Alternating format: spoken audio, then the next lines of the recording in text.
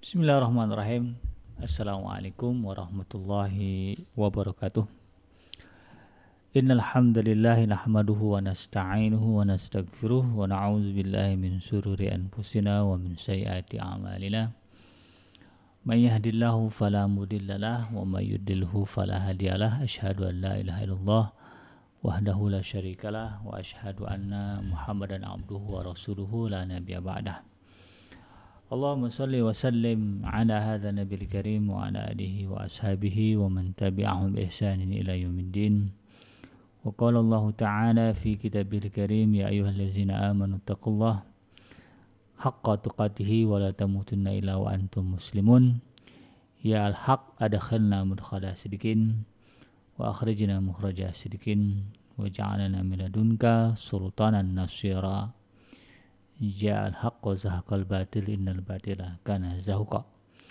Allahumma alimna ma yanfa'una wanfa'na bima 'allamtana wa zidna ilma wa arana al-haqqa haqqa warzuqna ittiba'ah wa arana al-batila batila warzuqna ijtinabah. Rabbi israh li sadri wa yassir li amri wahlul 'uqdatam min lisani yafqahu qawli. Rabbana innana amanna faghfir lana dzunubana wa qina adzabannar. Amma ba'd. Alhamdulillah, segala puji dan syukur adalah milik Allah, Tuhan semesta alam yang telah menciptakan kita dari tidak ada menjadi ada, dan karena rahmat dari Allah Subhanahu wa taala kembali kita berjumpa melanjutkan pertemuan kita ya di episode-episode sebelumnya dalam program Tarbiyatul Aulad, di mana insyaallah saya Bikenji akan bersama dengan Anda sama-sama mentadaburi berbagai hal ya, menyelami ajaran-ajaran agama kita ya, ajaran Islam yang bersumber dari Al-Quran dan juga Sunnah, tentang bagaimana upaya kita untuk mendidik ya, membesarkan dan mendidik anak-anak kita agar tumbuh berkembang menjadi pribadi-pribadi yang saleh ya, di mata Allah Subhanahu wa taala. Harapannya mudah-mudahan ya anak-anak ini kemudian mendatangkan kebaikan bagi kita, menjadi investasi terbesar bagi kita ketika kita sudah meninggalkan alam dunia ini. Tidak lupa kita baca salawat dan salam. Allahumma salli ala Sayyidina Muhammad wa ala ali Sayyidina Muhammad. Assalamualaikum ayuhan nabi wa rahmatullahi wabarakatuh. Semoga Allah terima salawat dan salam yang kita baca dan dilimpah curahkan kepada para nabi, para rasul, wabil khusus ya Rasulullah Muhammad sallallahu alaihi wasallam, dan semoga kita sahabat hadirin sekalian ya dicatat oleh Allah sebagai orang-orang yang akan berbahagia bertemu dengan Allah Subhanahu wa taala nanti di yaumul mahsyar dalam keadaan sejahtera, kemudian dijauhkan ya dari siksa api neraka dan dimasukkan ke dalam jannahnya, dan dipertemukan dengan Rasulullah sallallahu alaihi wasallam ya di tepi sebuah telaga yang sangat indah, di bawah sebuah pohon yang sangat rindang, insyaallah. Amin ya rabbal alamin. Sahabat hadirin yang dirahmati Allah, dimanapun Anda berada, melanjutkan kajian kita dalam program Tarbiyatul Aulad, di mana seperti yang saya sebutkan dari awal ya, kita sedang mendalami sebuah buku yang ditulis oleh Syekh Dr. Abdullah Nasih Alwan ya, yang menulis buku yang berjudul Tarbiyatul Aulad fil Islam ya, atau dalam bahasa kitanya pendidikan anak-anak di dalam Islam. Mudah-mudahan apa yang beliau tulis ini jadi jariah ya untuk beliau dan menjadi cahaya ilmu ya bagi kita di dalam membesarkan, melahirkan generasi-generasi yang soleh ya, terlebih khusus ya di dalam lingkup keluarga kita dan secara umum kepada keluarga-keluarga muslim yang ada di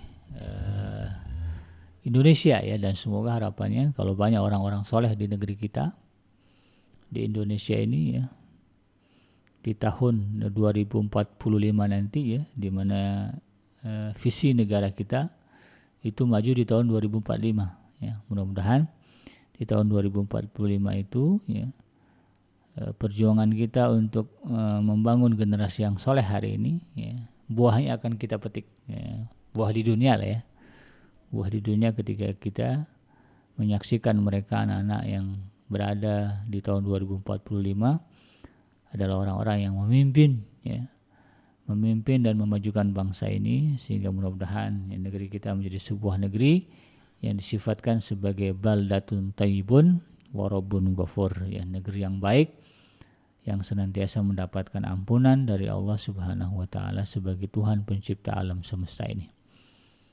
Sahabat hadirin yang dirahmati Allah, di episode sebelumnya dalam kajian Tarbiyatul Aulad, ya, berdasarkan kitab Dr. Abdullah Nasir Alwan ini, ya, kita sudah menggali tentang bagaimana persiapan secara mental dan bagaimana pemahaman kita tentang konsep anak soleh, ya, sudah dijelaskan, ya. Dan mudah-mudahan itu menjadi sebuah pondasi yang kuat bagi kita untuk kemudian mencoba mengaplikasikan pada prakteknya, ya, ketika kita dititipkan amanah oleh Allah Subhanahu wa taala berupa anak-anak. Nah, tentu kalau berbicara anak, ya, berbicara kelahiran. Ya.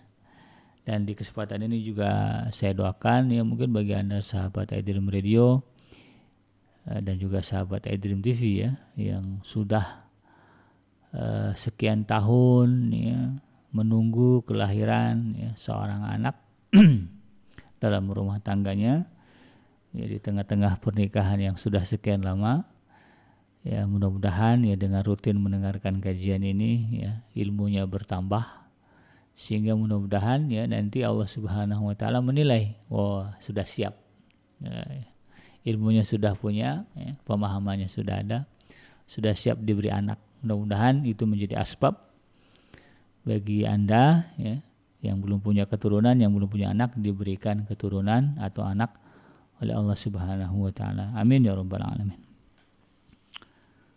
Ya, kadang-kadang kan kita sebelum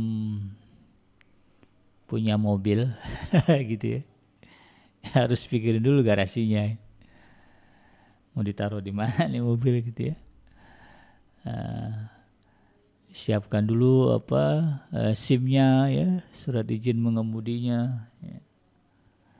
Disiapkan dulu kadang-kadang aksesorisnya gitu, ya. Jadi begitu mobilnya ada, tidak kemudian menimbulkan masalah. Karena ada orang-orang yang punya mobil gak punya garasi, akhirnya parkirnya mengambil hak orang lain, ya, mengambil hak pejalan kaki, mengambil hak orang yang lewat begitu.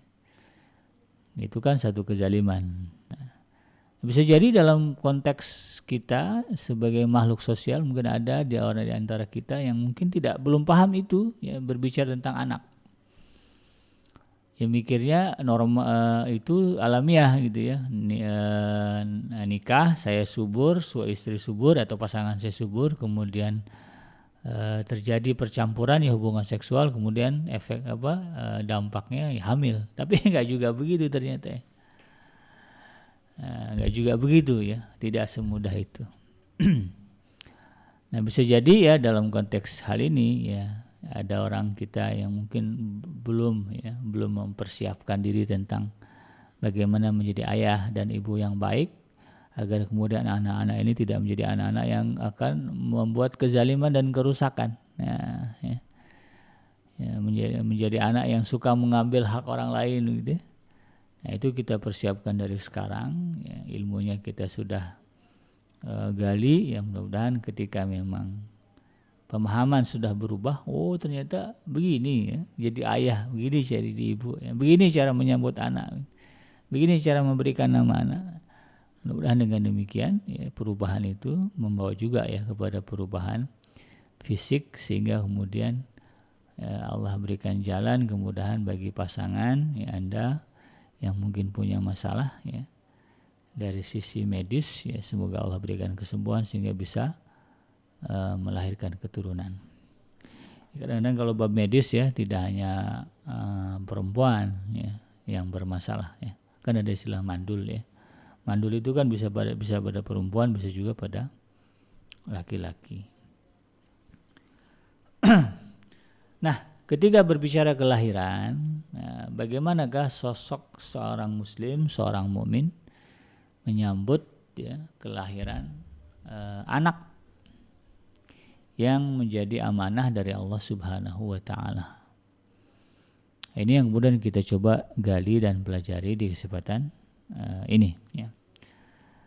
Nah, salah satu keutamaan syariat Islam atas umat adalah bahwa syariat tersebut yang menjelaskan semua hal yang berkaitan dengan kelahiran, ya, kelahiran anak manusia dan hukum-hukumnya.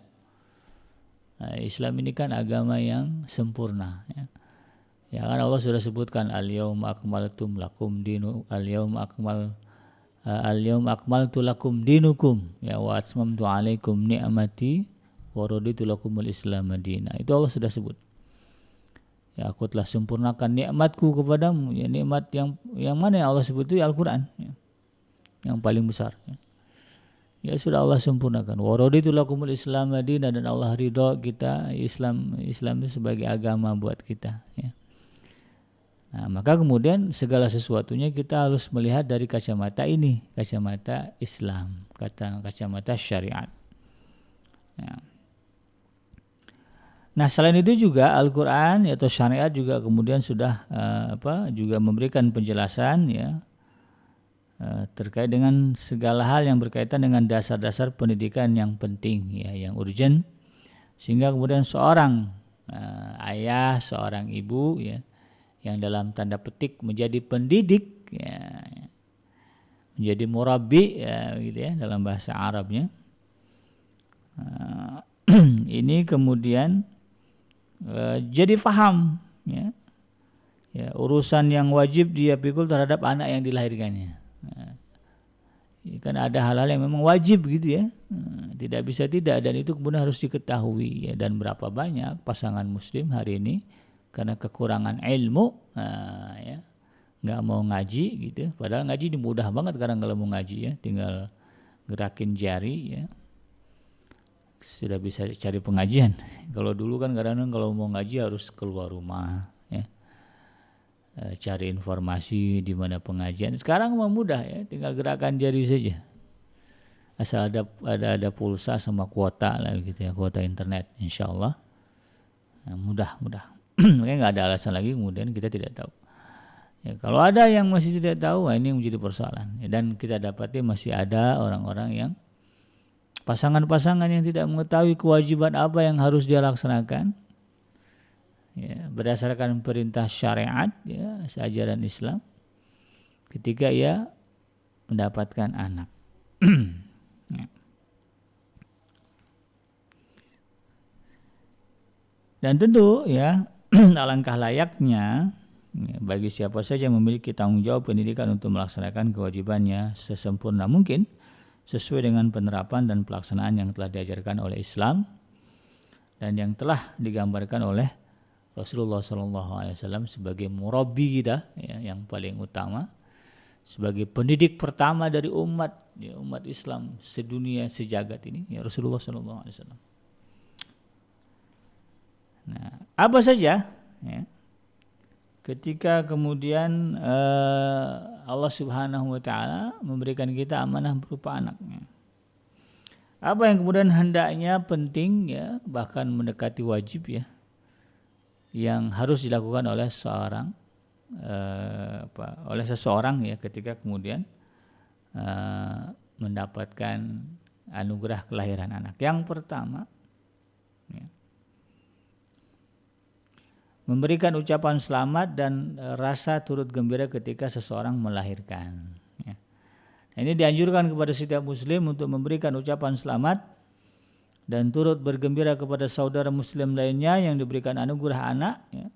Dan hal yang demikian itu bisa menguatkan tali persaudaraan ya, antara keluarga muslim. Dan jika tidak bisa untuk memberikan ucapan gembira langsung, maka cukup dengan mendoakan orang tua dan anaknya. Dan mudah-mudahan Allah Subhanahu wa taala menjaga, menerima dan mengabulkannya. Jadi salah satu adab di dalam Islam ya ketika kita mendengar berita kelahiran. Nah, ini kan sebuah berita yang seharusnya jadi berita gembira bagi siapa saja yang mendengar, karena Dengan lahirnya seorang anak, apalagi kemudian dia lahir dari keluarga muslim, bertambah satu peluang, peluang cahaya keimanan di alam semesta ini. Ya, kan Allah sudah mengatakan, yarisuhal ardu ibadiyas salihin. Ya, bahwa Allah sudah menetapkan yang akan mewarisi bumi ini adalah hamba-hambaku yang saleh. Ya. Maka ketika kita mendengar kelahiran seorang anak dari keluarga muslim, ya, apalagi kemudian itu bagian dari kerabat kita, apalagi yang melahirkan ya istri kita gitu ya. Maka ini tentu harus mendatangkan sebuah kegembiraan ya, ketika istrinya ngomong ya, Bang, Kakanda, AA gitu ya, Mas ya, aku positif hamil, nah ya. Apapun kondisi kita ya, walaupun anak sudah 10 gitu ya. Ada ya. Ya. Ini adalah sebuah berita gembira. Ya, jangan disikapi sebagai sebuah berita yang tidak mengenakan. Misalnya suami punya program KB gitu ya. KB ya. Menahan kelahiran anak begitu ya. Ternyata jadi juga. Tetap sikapi ini sebagai sebuah berita gembira yang kemudian diikuti dengan berbagai doa-doa kebaikan dan rasa syukur kepada Allah Subhanahu wa taala. Di satu sisi ini juga akan memberikan dampak psikologis yang besar kepada ibu yang sedang mengandung ya, dan kepada anak yang sedang dikandung, sikap bapaknya. Ya, ketika suaminya udah ampun-ampunan, jangan hamil lagi gitu, jaga-jaga gitu. Ya, tapi yang namanya orang ya bocor juga gitu. Hamil ya. Nah, ketika si suami mensyukuri itu, bergembira atas itu dan tetap menganggapnya sebagai sebuah kebahagiaan, maka ibu yang akan mengandung juga akan berbahagia. Dan anak yang akan di dalam perutnya juga kemudian mendapatkan energi kebahagiaan itu. Aura ya, aura kebahagiaan itu. Tapi sebaliknya ketika yang muncul adalah perasaan sebaliknya, kaget, marah, ya, seperti sebagaimana orang-orang jahiliyah ketika mendengar kabar bahwa dia mendapatkan anak perempuan, mereka marah, mukanya merah, kalau dalam Al-Quran kan begitu. Dan itu Allah cela. Allah cela. Karena pada dasarnya yang memberikan anak itu bukan hukum sebab akibat, ya, bukan hukum sebab akibat ya. Tapi memang Allah yang memberikan kita, Allah yang telah menganugerahkan, Allah yang telah memberikan. Kalau dibilang hukum sebab akibat, berapa banyak orang yang secara normal ya, secara fisik fine saja, syariat ya, jalan pernikahan sudah dijalankan sebegitu baiknya, tapi tetap kan tidak ada yang tidak bisa punya keturunan. Nah, ketika kita diberikan keturunan, ya syukuri itu. Ini kepada para ayah ya, disyukuri ya. Jadikan itu sebagai sebuah berita gembira, karena itu kemudian akan memberikan efek dan dampak yang positif, yang sangat positif kepada ibu dan anak yang sedang dikandung. Di satu sisi juga itu merupakan bagian dari ibadah, karena ibadah apa? Ibadah adalah rasa syukur. Ya, rasa syukur itu kan ibadah ya. Ketika kita menerima, ya Allah, Engkau anugerahkan kepadaku seorang anak lagi ya, setelah anak yang ketujuh ini gitu ya. Syukuri itu. Berikanlah kekuatan kepadaku ya Allah ya, untuk menjadikan anak yang dikandung istriku ini menjadi anak yang saleh. Doanya begitu ya. Sebagai dengan tulus. Nah, ini nih bagian dari adab yang harus kita pahami. Nah, demikian juga orang lain ya, kita ketika misalnya nih ya, sudah lama nunggu kelahiran anak begitu ya, sudah lama nunggu kelahiran anak, nggak juga kunjung punya anak, dengar kabar ya, kerabat kita, tetangga kita baru nikah sebulan 2 bulan, udah hamil gitu ya. Kemudian disebar beritanya, jangan kemudian menyikapinya dengan kemarahan juga ya. Siapa yang dimarahinya? Bisa jadi memarahi Allah sebagai Tuhannya. Ya Allah, dia aja yang baru kawin sudah gitu ya. atau memarahi diri yang gimana ini orang aja, nah itu nggak boleh. Kabar yang datang kepada kita dalam kondisi apapun kita itu tadi ya, bagian dari adab ya, adalah dengan menyambutnya dengan kegembiraan, dengan sukacita. Doakan ya. Bagi yang belum punya anak dengar kabar ya, misalnya adik kakak nikah ya, si kakak udah nikah duluan gitu kan, yang ada baru nikah, kakak belum punya anak, yang ada sudah punya anak. Sambut dengan gembira ya, berita kelahiran adiknya. Doakan dengan setulus-tulusnya, sebaik-baiknya. Dan itu insya Allah yakinlah ya, akan memberikan kebaikan yang besar ya, kepada dia yang sedang mengandung dan kita yang juga mendoakan. Ya mudah-mudahan dengan doa kita itu, karena kan ada juga kalimat doa kita kepada orang itu akan berbalik ya, berbalik kepada kita. Ketika kita mensyukuri ya, menganggapnya sebagai sebuah kebaikan berita kelahiran anak itu ya, mudah-mudahan itu akan berbalik kepada kita, lalu kemudian kita juga akan kecipratan ya, mendapatkan keberkahan sebagaimana yang terjadi pada Nabi Allah Zakaria alaihissalam ya, ketika mendengar ketika beliau mengetahui bahwa Sayyidah Maryam ya, ibunda dari Nabi Allah Isa alaihissalam ya, mendapatkan rezeki di mihrabnya ya. Di mana kamu dapat makan? Dari sini. Wah ya. Lalu kemudian beliau juga ikut berdoa di mihrab itu, dan kemudian Allah anugerahkan kepada beliau kebaikan ya, berupa anak ya. Jadi kadang-kadang ya kita begitu ya, ketika kita tahu ya orang ini dapat kebaikan ya, lalu kemudian kita bergembira juga karenanya, dan kemudian kita mendoakan insya Allah kecipratan juga itu ya, kebaikan-kebaikan itu. Nah, Al-Quranul Karim menyebutkan tentang kegembiraan akan lahirnya anak di banyak ayat sebagai arahan dan pengajaran bagi kaum muslimin, karena dengan kabar gembira ini terdapat pengaruh yang besar dalam menumbuhkan jalinan sosial dan ikatan antara sesama kaum muslimin ya. Sebagaimana firman Allah Subhanahu wa taala di dalam surah surah Hud ya. Ayat yang ke-69 hingga ayat yang ke-71 ya. Tentang kisah Nabi Allah Ibrahim alaihissalam. A'udzubillahi minasyaitonirrajim. Walaqad ja'at rusuluna Ibrahim bil busra qalu salama. Qala salam. Fama labitha an ja'a bi'ajlin haniz. Falamma ra'a aydiyahum la tasilu ilaihi nakirahum wa aujasa minhum khifah. Qalu la takhaf inna ursilna ila qaumi Lut wa imra'atuhu qa'imatun fadhahikat fabasyarnaha bi Ishaqa wa min wara'i Ishaqa Ya'qub. Sesungguhnya utusan-utusan kami telah datang kepada Ibrahim dengan membawa kabar gembira. Mereka mengucapkan selamat, salam ya. Ibrahim menjawabnya selamat yaitu salam. Maka tidak lama kemudian Ibrahim menyuguhkan daging anak sapi yang dipanggang. Maka tatkala dilihatnya tangan mereka tidak menjamahnya, Ibrahim memandang aneh perbuatan mereka dan merasa takut kepada mereka. Malaikat itu kemudian berkata, La takhaf, jangan takut. Sesungguhnya kami adalah malaikat-malaikat yang diutus kepada kaum Lut, dan istrinya berdiri di balik tirai. Fadhahikat, lalu dia tersenyum.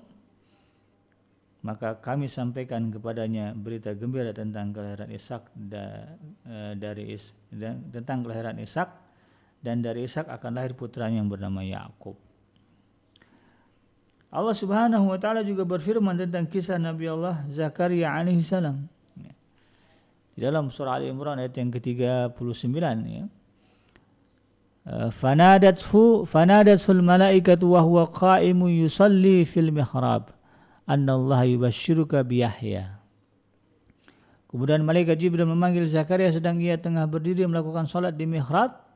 Sesungguhnya Allah menggembirakan kamu dengan kelahiran seorang putramu Yahya.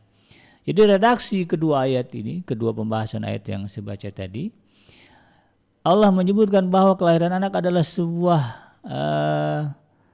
sebuah berita gembira.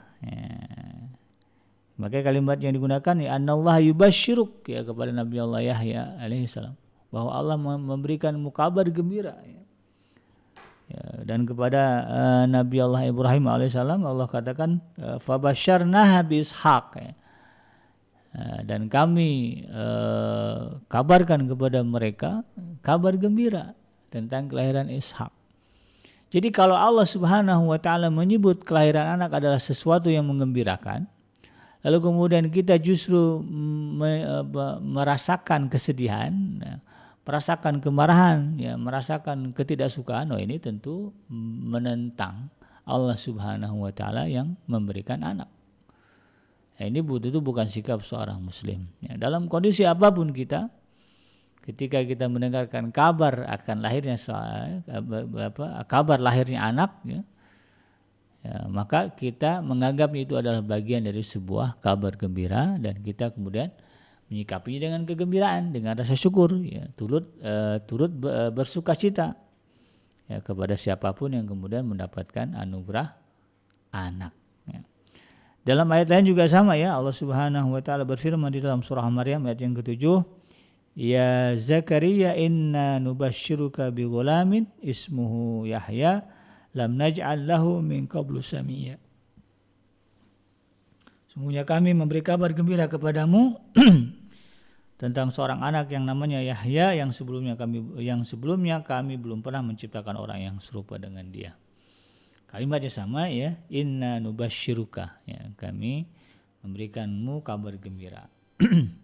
Nah, dalam kitab-kitab sirah tercatat kisah bahwa ketika Rasulullah SAW terlahir, ya, ada sosok namanya Suwaibah, ya, yang kemudian memberikan atau menyebarkan kabar gembira tentang kelahiran Rasulullah SAW kepada pamannya, yaitu Abu Lahab.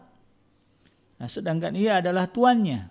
Nah, Suwaibah berkata, malam ini telah lahir anak laki-laki dari Abdullah. Kemudian Abu Lahab memerdekakannya, dan karena rasa gembira dengan kelahirannya itu, Allah Subhanahu wa taala tidak menghilangkan pahalanya, ya, karena kegembiraan ya, menyambut kelahiran keponakannya begitu ya. Maka ia menyujukkan setelah matinya pada sela-sela jari pada batang ibu jarinya. Ini hadis diriwayatkan oleh Imam Bukhari ya. Jadi setelah matinya itu Abu Lahab pernah meminum ya dari sela-sela jemarinya lantaran kegembiraannya atas kelahiran putranya yaitu Rasulullah SAW. Jadi ketika kelahiran seseorang, apalagi itu adalah bagian dari kerabat kita, bagian dari diri kita, kita sikapi dengan kegembiraan, maka itu merupakan sebuah kebaikan yang besar yang merupakan bagian dari perintah yang mengamalkan perintah Allah Subhanahu wa taala. Bahkan Abu Lahab sekalipun ya, ketika dia menjalankan itu adalah kebaikan yang Allah berikan kepada dia walaupun sedikit. Ya, kebaikan yang sedikit di tengah siksaan yang banyak itu luar biasa kenikmatan yang besar begitu ya. Ini yang kemudian kita harus pahami. Apalagi ketika kita adalah seorang muslim ya, bukanlah Abu Lahab ya, bukan pula Fir'aun begitu. Dan kemudian kita betul-betul menaati ya, melaksanakan perintah Allah Subhanahu wa taala. As-Suhaili menceritakan bahwa Al-Abbas berkata, setelah Abu Lahab mati, aku memimpikannya setelah selang setahun bahwa ia dalam keadaan yang buruk. Ia berkata, aku tidak pernah menemukan kesenangan setelah kamu sekalian, kecuali bahwa siksa diiringkan kepadaku setiap hari Senin. Hari Senin adalah hari kelahiran Nabi Muhammad SAW. Saat Suwaibah memberikan kabar gembira kepadanya tentang kelahiran beliau, lalu Abu Lahab merasa gembira dengan kelahirannya dan berkenaan dengan ucapan selamat kepada orang yang melahirkan anak, maka telah diriwayatkan oleh Ibnu Qayyim Al-Jauziyah di dalam bukunya yaitu Tuhfatul Maudud bi Ahkamil Maulud. Dari Abu Bakar Al-Munziri telah diriwayatkan kepada kami dari Al-Hasan Al-Basri bahwa seorang lelaki telah datang kepadanya dan di sampingnya ada seorang laki-laki baru saja dianugerahi seorang anak kecil. Laki-laki itu kemudian berkata kepada orang yang mempunyai anak itu, selamat bagimu atas kelahiran seorang anak penunggang kuda.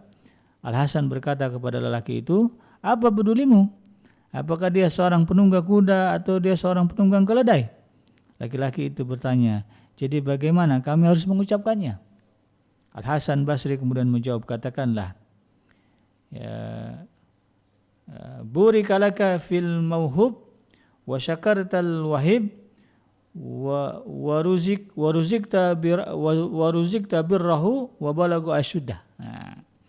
Semoga engkau diberkahi dalam apa yang telah diberikan kepadamu, dan semoga engkau bersyukur kepada kepada yang memberi rezeki, dan semoga engkau diberi rezeki dengan kebaikannya, dan semoga yang mencapai masa baliknya. Artinya ucapan selamat ini ya hendaknya diperuntukkan untuk semua anak yang dilahirkan, dan bukannya kepada anak laki-laki atau perempuan saja. Ya. Mau anak laki-laki mau anak perempuan, ya ucapkan selamat.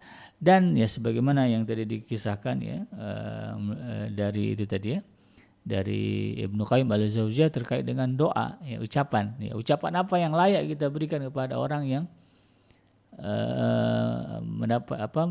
mendapatkan ya, atau memberikan kabar bahwa dia sudah mendapatkan anak, adalah doa-doa yang baik ya. Nah, doa-doa yang kira-kira mengantarkan ya anak ini kepada kebaikan dunia dan akhirat ya. Kalau tadi kan ya doa, kenapa mesti jadi penunggang kuda gitu ya.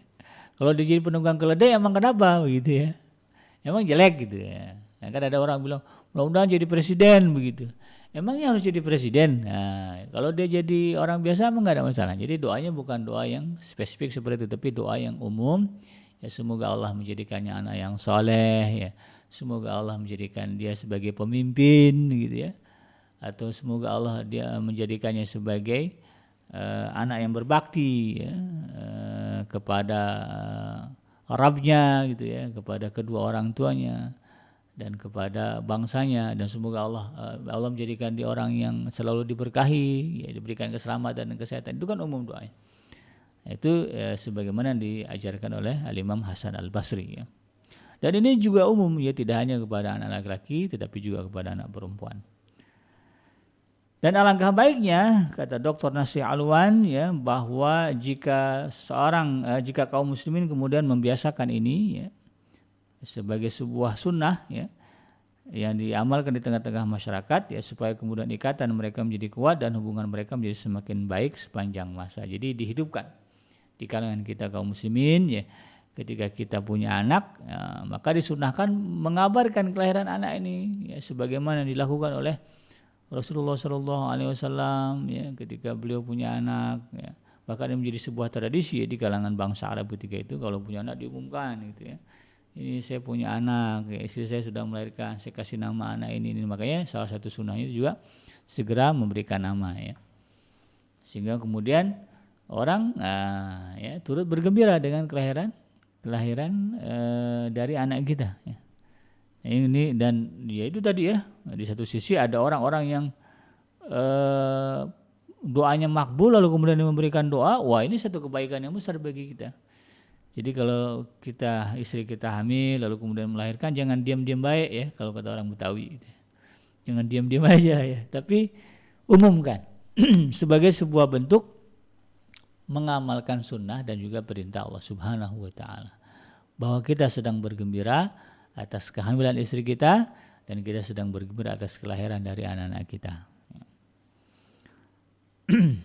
Yang kedua, ya, yang pertama tadi ya, merasa bergembira dan kemudian menyampaikannya sebagai sebuah berita gembira, dan kemudian menyambutnya sebagai sebuah berita gembira. Yang kedua yang menjadi hal yang penting kita ketahui dan kita amalkan adalah mengumandangkan azan dan iqamah ketika anak itu terlahir. Ya. Nah, ini termasuk dari hukum-hukum yang telah disyariatkan di dalam ajaran Islam terkait dengan anak yang lahir ya, ke alam dunia adalah dengan mengumandangkan azan di telinga kanannya dan iqamah ya, dan iqamah di telinga kirinya ya, ketika anak ini lahir ke alam dunia.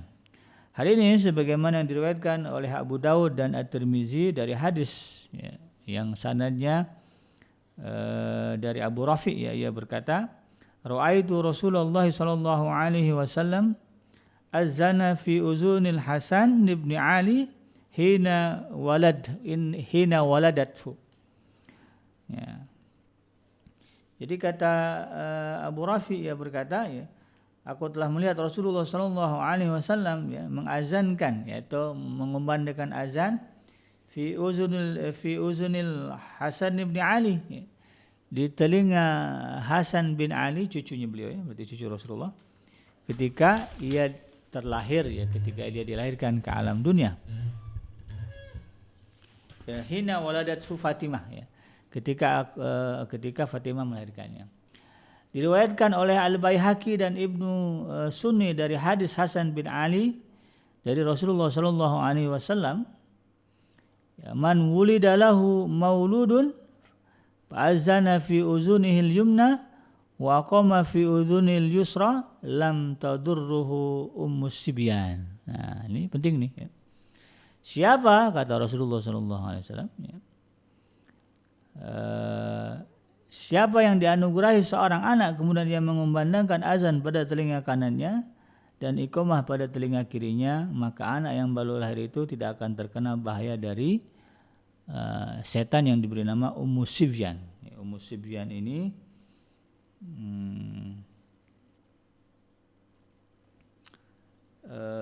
ya itu tadi ya, makhluk yang memang mengganggu anak. Kan ada tuh anak-anak yang kadang-kadang suka rewel begitu ya, kalau di jam-jam tertentu ya, dan di luar kenormalan begitu. Bisa jadi ya dia diganggu oleh setan namanya Ummu Sibyan. Nah, ini penting ya bagi kita untuk kita pahami. Jadi azankan ya, kumandangkan azan di telinga kanan anak kita ya. Kemudian iqamah di sebelah telinga kiri anak-anak kita, supaya kemudian Allah Subhanahu wa taala memberikan perlindungan. Kalau yang enggak percaya enggak apa-apa. Manfaatkan kembali kepada masing-masing gitu. Gitu ya. Diriwayatkan juga dari sahabat Ibnu Abbas radhiyallahu anhuma, dia mengatakan anna Nabiy sallallahu alaihi wasallam azana fi uzunil Hasan bin Ali yauma wulida wa qama fi uzunihil yusra. Ya, Nabi telah mengumandangkan azan pada telinga Hasan bin Ali ketika baru dilahirkan dan mengiqamahinya pada telinga yang kiri. Ya. Adapun rahasia dari azan dan iqamah di sini adalah sebagaimana yang disebutkan oleh Ibnu Qayyim al-Jauziyah dalam bukunya, yaitu Tuhfatul Maudud, bahwa supaya yang pertama kali dengar oleh telinga manusia adalah kalimah-kalimah seruan-seruan yang agung yang mengandung kebesaran Rabb ya Allah Subhanahu wa taala ya, dan segala keagungannya, dan kalimat syahadat yang menjadi isyarat seorang masuk Islam. Ya, azan kan ada kalimat asyhadu an la ilaha illallah gitu. Makanya kita sebagai seorang muslim harus bisa azan dan iqamah begitu ya. Jangan sampai azan dan iqamahnya enggak ngerti. Ya, ajarkan ini ya kepada anak laki-laki kita ya. Supaya anak-anak kita ini bisa azan dan iqamah ya. Pastiin, coba Bapak pengen dengar kamu bisa azan enggak? Paling enggak walaupun tidak dilakukan ya. Kita bisa dengar deh bahwa urutan azannya itu benar ya, dari Allahu Akbar sampai la ilaha illallah di ujung itu, dan iqamah juga pengen dengar ya, lafaz-lafaz ini kita pengen dengar. Karena nanti kalau dia punya anak ya, dia akan menjalankan sunnah, mengamalkan ini mengazankan, mengumandangkan azan di telinga kanan dan mengumandangkan iqamah di telinga kirinya ya. Dan tidak ada yang salah dengan kalimat azan itu ya. Kalaupun ada orang yang mempersoalkan, wah hadisnya itu dhaif ya, hadisnya itu enggak kuat ya. Memang salah. Apa salahnya kalimat azan kita kumandangkan di telinga kanan ya, dan iqamah di telinga kiri? Masalahnya di mana ya? Kecuali azan diazankannya di WC ya, ngapain ngajarin anak di WC? Ngajarin anak ya di tempat yang bersih lah. Tidak ada persoalan ya. Jadi tidak usah kemudian ya, dipersoalkan lah ya terkait dengan hadisnya ini dhaif dan sebagainya. Saya pribadi mengamalkan itu. Nah, yang ketiga, ya, setelah tadi mengumandangkan azan ya, dan iqamah di kedua telinga anak kita, ya, yang kedua yang juga menjadi bagian dari tuntunan syariat terhadap menyambut kelahiran anak, ya, adalah mengunyahkan atau menyuapkan kurma, atau dalam bahasa syariat disebut dengan tahnik, ya, ketika anak terlahir. Jadi salah satu amalan yang disyariatkan dalam Islam untuk anak yang baru lahir adalah mengunyahkannya, ya, mengunyahkannya atau dalam bahasa Arab disebut tahnik, ya, setelah ia lahir. Namun apa sebetulnya tahnik dan apa hikmahnya? Ya. Tahnik itu artinya mengunyah kurma, ya, dan menggosokkannya ke bagian tenggorokan, ya, atau langit-langit lah, ya, langit-langit atau rongga mulut anak bayi itu. Nah itu, ya, dikunyahkan. Kemudian hasil kunyahan itu diambil, ya, kemudian ditempelkan ke rongga atau ke dekat-dekat tenggorokan si bayi. Kurma, ya. Nah setelah itu digerakkan jari ke kiri dan ke kanan, digerak-gerakkan dengan lembut sehingga kemudian mulut bayi seluruhnya terkena kurma yang dikunyah tadi. Nah apabila tidak didapati kurma, maka mentahnik bayi bisa dengan bahan yang lain yang rasanya manis, ya.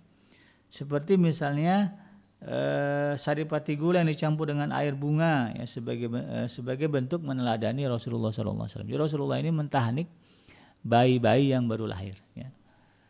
Makanya ada sebuah tradisi di kalangan kita umat Islam, kadang-kadang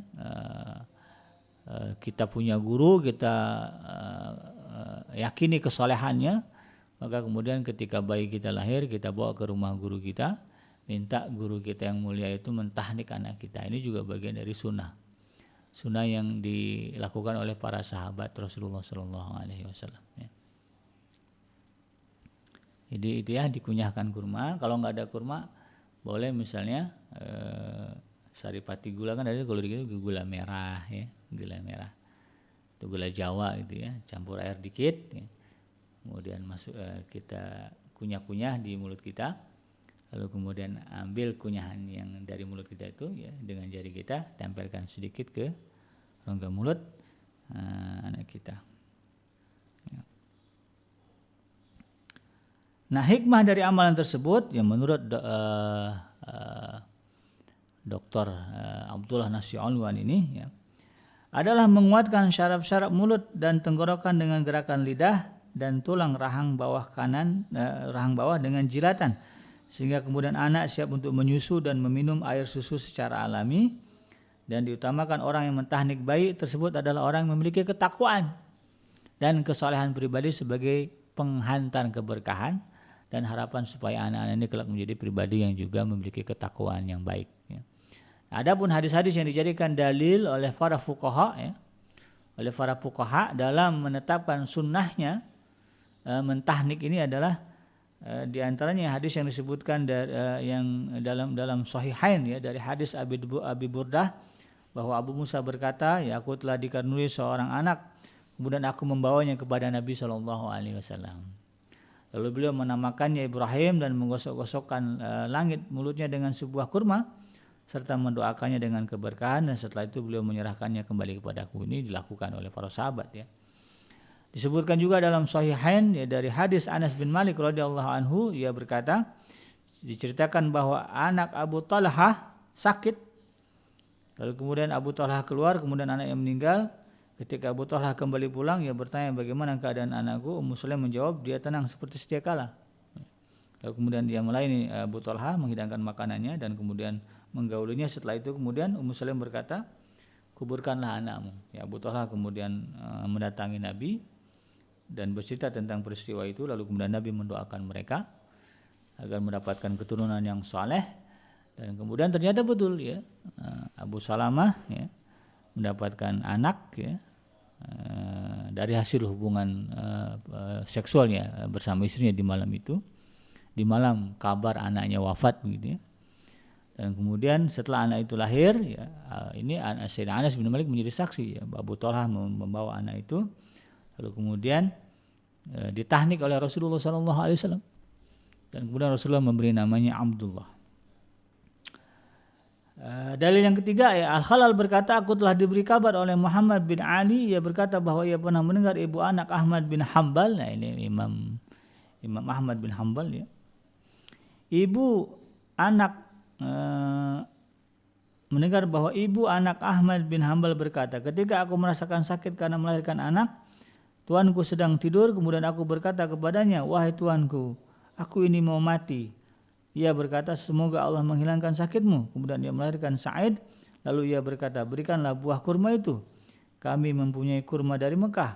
Kemudian ia berkata kepada Ali, kunyahkanlah kurma ini dan gosokkanlah kepadanya. Kemudian aku melakukannya. Ini tabi'in ya. Tabi'in melakukan sunnah mentahnik. Nah itu ya. Jadi yang kedua, yang ketiga, setelah tadi yang kedua kita mengazankan ya, dan mengiqomahkan. Nah yang ketiga adalah kita mentahniknya. Carilah ya di lingkungan kita orang yang kita anggap soleh, kita menjadi saksi akan kesolehannya, ya, guru kita, untuk kemudian kita bawa kepada dia untuk ditahnik. Ya. Apalagi, aduh, kayaknya ini di sini nggak ada nih orang yang saya percaya kesalehannya kecuali bapak saya. Misalnya kakeknya berarti kan, bawalah ke bapaknya, malah lebih bagus begitu ya. Masih ada nasab dan silsilah gitu ya. Untuk kemudian ditahnik. Kalau tidak ada juga, ya bapaknya kita lah yang kemudian mentahniknya. Nah kemudian yang keempat adalah mencukur rambut anak. Nah, amalan lain yang disyariatkan dalam Islam ini ya, bagi yang baru lahir adalah mencukur rambut kepalanya pada hari ke-7 ya, dari hari kelahirannya, dan setelah itu kemudian bersedekah dengan uang perak kepada orang-orang fakir dan orang-orang yang berhak ya, seberat timbangan rambut yang dicukur. Jadi kan udah 7 hari rambutnya udah tumbuh ya, nah, kemudian rambutnya dicukur ya, dibotak gitu. Kemudian rambutnya jangan dibuang ya, ditimbang. Lalu kemudian seberat apa timbangannya, nah, seberat itulah kemudian kita sedekahkan dalam bentuk uang perak ya, atau diuangkan ya, dengan konversi perak gitu ya. Ada yang mengatakan dengan emas, ya bolehlah ya. Nah hikmahnya apa? Nah, yang pertama, manfaat kesehatan ya, dengan mencukur rambut kepala anak yang baru lahir akan memperkuatnya, membuka selaput kulit kepala, ya, mempertajam indera penglihatan, penciuman dan pendengaran. Kemudian manfaat sosialnya ya, bersedekah dengan perak seberat timbangan rambut ya. Timbangan rambut anak merupakan satu cara yang bisa memunculkan solidaritas sosial di tengah masyarakat kita. Nah, dan ini sebagai upaya mengikis kemiskinan, dan amal ini juga satu realisasi dari perilaku tolong menolong dan kasih sayang di antara kaum muslimin. Ketika orang itu dikasih tahu, Pak, saya sedekah ini dari kelahiran anak saya, senang orang yang diberikan sedekah ini. Ya. Lalu kemudian dia mendoakan semoga anak bapak jadi anak yang soleh. Ya siapa tahu doa orang ini kemudian menjadi doa yang makbul. Ya. Lalu kemudian Allah memberikan kebaikan kepada anak kita. Nah, dan hadisnya juga banyak ya yang dijadikan sebagai ala hukum fikih. Ada yang diriwayatkan oleh Imam Malik di dalam kitab Al-Muwatta ya, dari hadis Ja'far bin Muhammad dari ayahnya, ia berkata, Fatimah telah menimbang rambut kepala Hasan dan Husain, Zainab dan juga Ummu Kalsum, sebesar timbangan itulah ia mensedekahkan perak. Juga ada hadis-hadis lain ya yang diriwayatkan dari Abdullah, dari Ibnu Ishaq menyebutkan dari Abdullah bin Abi Bakar bahwa Muhammad bin Ali bin Husain, Rasulullah mengatakan Rasulullah SAW telah mengadakan akikah dengan seekor kambing untuk Hasan. Beliau bersabda, hai Fatimah, cukurlah rambutnya dan bersedekahlah dengan perak sesuai dengan ukuran timbangan rambutnya. Kemudian Fatimah menimbangnya mencapai 1 dirham atau beberapa dirham. Ya, ini yang kemudian menjadi dalil ya, dan ada banyak lagi dalil lainnya. Nah di dalam masalah mencukur ini terdapat perbincangan perihal menjambul, ya, menyisakan sedikit rambut di depan begitu ya. Nah dalam hadis, nah ini terdapat larangan keras dalam hadis yang diriwayatkan oleh Imam Bukhari dan juga Imam Muslim dari hadis Abdullah bin Umar bahwa Nabi melarang mencukur sebagian atau qaza ya. Qaza yang dilarang itu ada 4 macam. Yang pertama, beberapa bagian kepala dicukur dan tidak merata ya, tampak bergaris-garis. Ya, yang kedua, bagian tengahnya dicukur dan bagian tepinya dibiarkan. Ya. Yang ketiga, bagian tepinya dicukur dan bagian tengahnya dibiarkan. Yang keempat, bagian depannya dicukur dan bagian belakangnya dibiarkan. Ya. Jadi nggak boleh disisakan. Jadi cukur habis saja. Ya. Nah, mudah-mudahan ya dengan mengamalkan 4 hal tadi, ya, ketika anak kita lahir, kita mendapatkan pahala ya, karena rasa syukur kita kepada Allah Subhanahu wa taala. Allah katakan la in syakartum la azidannakum, ya. Kalau kamu bersyukur maka Allah akan tambahkan ya nikmat ya yang telah disyukuri itu. Kemudian juga kita akan mendapatkan apa? Mengamalkan sunnah Rasulullah sallallahu alaihi wasallam sebagaimana yang dikatakan oleh Rasulullah, yang dikatakan Allah Subhanahu wa taala ya. Qul in kuntum tuhibbunallaha fattabi'uni yuhibbukumullah wa yaghfir lakum dzunubakum. Kalau kita cinta kepada Allah maka ikuti Nabi, ikuti Rasulullah, maka Allah akan mencintai kita dan mengampuni segala dosa dan kesalahan kita. Ini bagian dari pahala sunnah yang luar biasa dan ini kita harapkan menjadi bagian yang kita dapatkan ya, baik oleh kita sebagai ayah maupun kita sebagai seorang ibu ya. Mudah-mudahan bermanfaat dan insya Allah kita akan sambung pada pertemuan yang akan datang. Yang benar datangnya dari Allah Subhanahu wa taala dan yang salah ya adalah bagian dari khilafan saya pribadi. Saya bikin pamit undur. Subhanaka Allahumma rabbana wa bihamdika asyhadu an la ilaha illa anta astaghfiruka wa atubu ilaik. Walhamdulillahirabbil alamin. Wassalamualaikum warahmatullahi wabarakatuh.